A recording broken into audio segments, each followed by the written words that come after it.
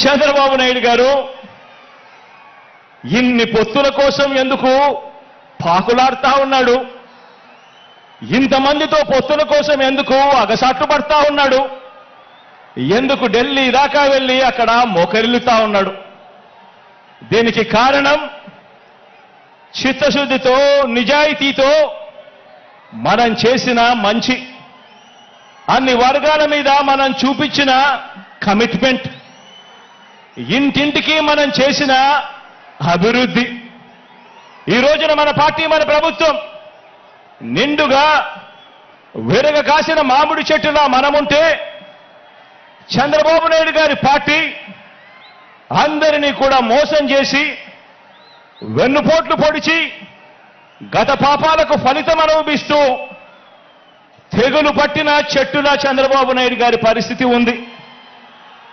మన ఎమ్మెల్యేలంతా, మన నాయకులంతా ప్రతి నియోజకవర్గంలోనూ గడప గడపకు ప్రజల వద్దకు వెళ్ళి చేసిన మంచిని చెబుతూ ప్రతి ఎమ్మెల్యే కూడా, ఎమ్మెల్యే అభ్యర్థి కూడా తిరుగుతూ ఉంటే, చంద్రబాబు మాత్రం రామోజీ గడప, ఆంధ్రజ్యోతి రాధాకృష్ణ గడప, TV5 గడప, ఢిల్లీలో ఇతర పార్టీల గడపలు, ఇలా ఓ 6 డజన్ గడపలు 5 ఏళ్లుగా తన మనుషులను పంపి తాను తిరుగుతా ఉన్నాడు.